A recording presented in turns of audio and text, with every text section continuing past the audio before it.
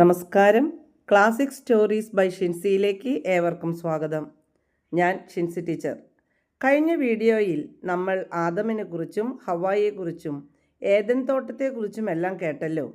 ഇന്ന് ആ സന്തോഷം നിറഞ്ഞ തോട്ടത്തിൽ എങ്ങനെയാണ് ദുഃഖം കടന്നുകൂടിയതെന്നും എന്താണ് അവിടെ സംഭവിച്ചതെന്നും നമുക്കൊന്ന് കേൾക്കാം.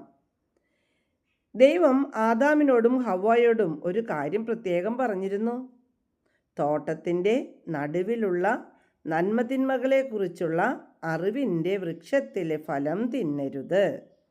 എന്നാൽ തോട്ടത്തിലെ മൃഗങ്ങളിൽ വെച്ച് ഏറ്റവും കൗശലക്കാരനായ പാമ്പ് ഹവ്വായുടെ അടുത്തെത്തി, ഈ പഴം കഴിച്ചാൽ നിങ്ങൾ മരിക്കുകയില്ല, പകരം ദൈവത്തെ പോലെ അറിവുള്ളവരാകും എന്ന് പറഞ്ഞു.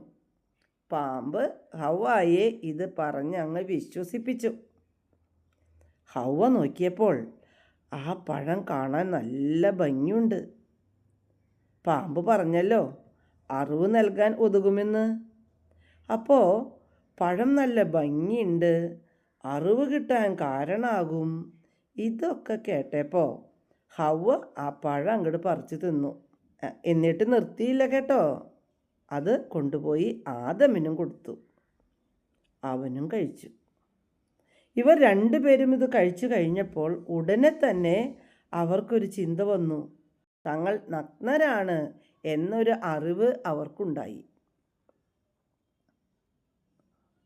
അവർ പേടിച്ചു, ഭയപ്പെട്ട് മരങ്ങൾക്കിടയിൽ ഒളിച്ചു. വൈകുന്നേരം പതിവ് പോലെ തോട്ടത്തിൽ നടക്കാൻ വന്ന ദൈവം അവരെ വിളിച്ചപ്പോൾ താങ്കൾ ചെയ്ത് തെറ്റ് അവർക്ക് സമ്മതിക്കേണ്ട വന്നു.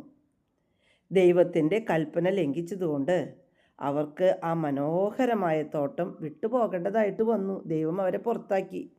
അങ്ങനെ മനുഷ്യൻ ആദ്യമായി ദൈവകൽപ്പന ലംഘിച്ചു. പിന്നീട് ആദത്തിനും ഹവ്വായ്ക്കും എന്ത് സംഭവിച്ചു എന്ന് നമുക്കറിയണ്ടേ? അടുത്ത ഭാഗത്ത് അത് കേൾക്കാം. വീഡിയോ ഇഷ്ടമായാൽ ലൈക്ക് ചെയ്ത് ഷെയർ ചെയ്ത് സബ്സ്ക്രൈബ് ചെയ്യാൻ മറക്കരുത് കേട്ടോ. അപ്പോൾ നാളെ കാണാം.